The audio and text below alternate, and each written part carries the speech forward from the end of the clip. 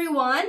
Welcome ulit dito sa aking channel at isang legit na pwede nating mautangan online na naman itong i-share ko sa inyo and napakaganda po ito i-consider utangan kasi once na naaprubahan ka dito ay pwede kang mag-reloan ulit pagkatapos mong mabayaran nga ang iyong utang. So make sure kapag makautang ka dito mga beshies, dapat po magbayad po tayo on or before yung due date para magkaroon ka ng good credit standing at kapag gusto mong mag-reloan ay magkaroon ng chance na maaprubahan ng inyong reloan application. Okay? So, by the way, dito mga beshies ay pwede kayong makautang hanggang 500,000 pesos.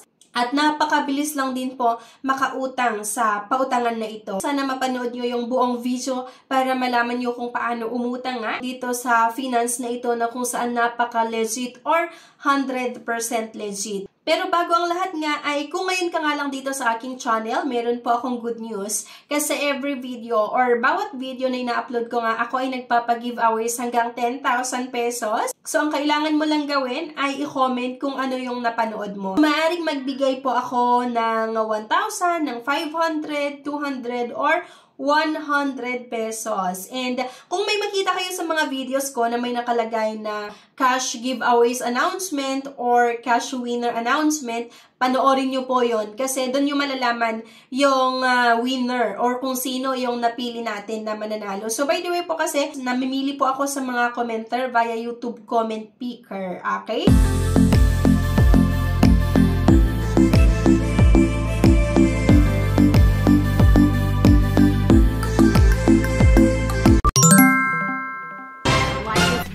Subscribe, comment, and share.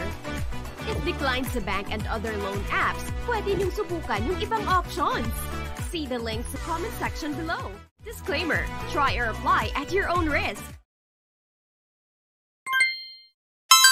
And here nga, ang isi-share ko na naman sa inyo itong Acom Consumer Finance, yung loan na ino-offer nila, itong personal cash loan. Doon nagawan ko siya ng review before na i-share ko na rin sa inyo pero matagal-tagal na rin kasi. Kaya balikan natin kasi nga 2025 ngayon at tignan natin kung may pinagbago ba, kung paano ba yung feature pa rin nito, yung mga requirements na kailangan at kung ano yung mga lugar na pwedeng makautang dito. Itong Acom Consumer Finance ay may ino-offer din po na loans. At natuwa lang ako dito mga beshes kasi malaki yung pwedeng mahiram at mababa din po yung interest. Napaka-competitive na rin po yung interest. Pero bago yun mga beshes, ipakita ko muna sa inyo itong mga sample computation. Kung halimbawa mga beshes, payment terms ay 10 suggested flexible months.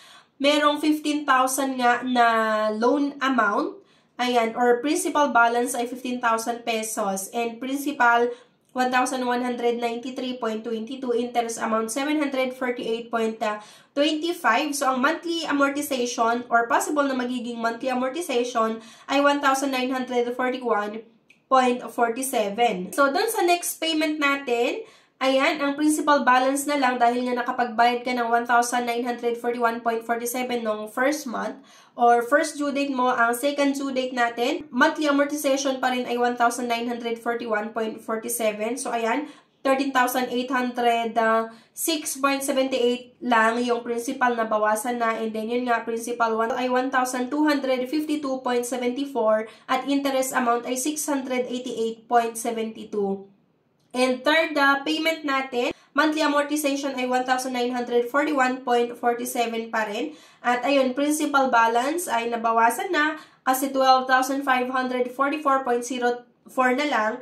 At yung principal nga ay 1,315.23 interest and plus interest 626.24. Kaya doon natin nakuha yung monthly amortization na 1,000 plus.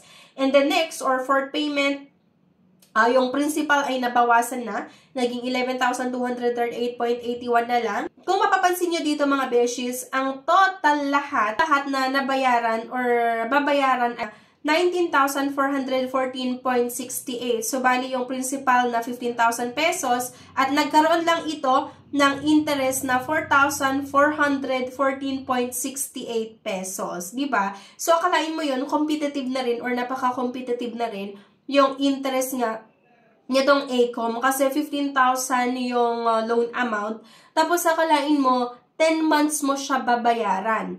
Tapos, ang naging interest lang ay 4,414.68. Okay? So, yung total nga ay 19,414.68 pesos. So, maganda siya i-consider para sa mga pang-emergency na pangangailangan. So, ang qualifications nga para makahiram dito, kailangan po must be a resident of Luzon. Pasensya na lang din sa mga nasa Visayas and Mindanao kasi sa ngayon, dito pa rin lang sa Luzon yung kinikater ng ACOM. So, yun nga po, dapat residente ng Luzon, Filipino citizen, yung edad po ay 21 to 65 years old, at employed for at least 3 months with a minimum net pay of 10,000 or above, and then yung contact must have an existing company landline and personal mobile number. So, ayun nga po, sabi ko sa inyo, sa ngayon ay sa mga nakatira pa lang sa Luzon area, yung kinikater nitong ACOM. Pero I'm sure, ayan, abangan natin sa mga susunod na araw, sa mga susunod na buwan, or susunod na taon, baka di ba mag-expand sa Visayas and sa Mindanao. Yung requirements naman mga beshies, kailangan lang po meron tayong isang valid government-issued ID. So, dito, tinatanggap po nila yung PhilSys ID, SSS, GSIS, UMID, passport, yung driver's license, postal ID, yung voter's ID, PRC, at yung NBI clearance. Okay? So, front and back po yan.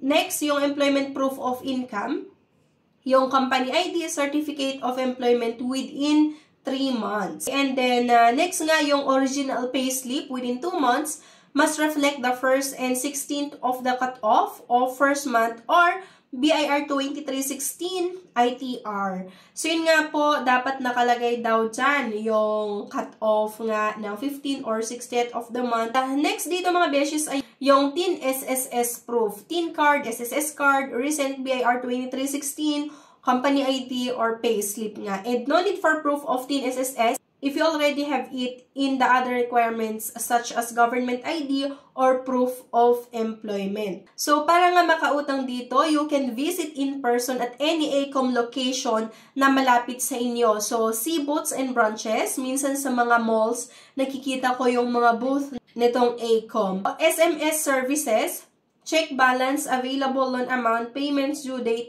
additional loan amount update, and personal information. No, ito yung mga location. And pwede yung mga nakatira sa Bulacan, Cavite, Laguna, Makati, Mandaluyong, Pampanga, sa Pasay, Pasig, Parañaque, Quezon City, at sa Tarlac.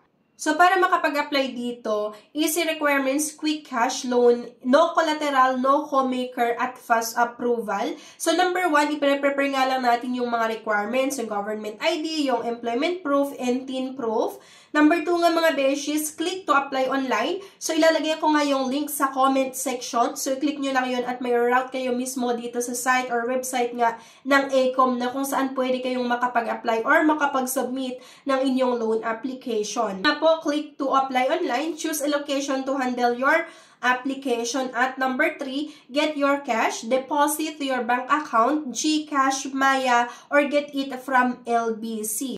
So, ayun nga po mga beshies, pwede nyong matanggap yung loan proceeds. Halimbawa, na-aprobahan ng inyong loan application. So, ayun nga, pwede nyong matanggap yung loan proceeds sa GCash, Maya, or get it from LBC. And number 4, repay your loan. So, once na-aprobahan syempre ang inyong loan application, kailangan nyong magbayad on or before yung due date para nga magkaroon kayo ng good credit standing dito sa ACOM at pwede kayong makapag-reloan pa, diba? Once na nakapagbayad na kayo and gusto nyong makapag-reloan. So, magkakaroon ng chance na maaprubahan ang inyong reloan application nga. So, pwede kayong makapagbayad via nga sa Bayad Center, sa GCash, sa Maya, via Bills, then Loans, and click 7-Eleven app, or sa Click Kiosk at 7-Eleven store. Which is napakadali lang nga yung umutang dito sa ACOM. At sino-sino nga ba yung pwedeng mag-apply nga who are qualified. So, yun nga po, dapat residente ng Luzon, yung Filipino citizen, 21 to 65 years old nga po yung edad. At employment for at least 3 months with minimum net pay of 10,000 or above. Okay? So, dapat daw po tayo ay sumasahod ng at least 10,000 pataas. Okay? At 3 months tayo sa present employer. At syempre, dapat meron tayong existing company landline and personal mobile number. So, I think nabanggit ko na rin ito kanina. And, ayun nga po, para makapag-apply kayo online, ilalagay ko na lang din yung link sa comment section nga. So, go na kayo mga beshies at i-click yung link na yon. So, ito yung sample computation yung mga beshies. Halimbawa, uutang tayo ng 150,000 pesos. And ito yung mga kailangan yung sagutan. So, ilalagay mo lang yung amount na gusto mong utangin, yung email, yung password, at yung password confirmation. And basahin lang natin yung privacy policy at kailangan nating mag-agree at yung sa terms and condition. Then, click nyo lang yung may nakalagay na sign in para makapag-proceed nga kayo dito.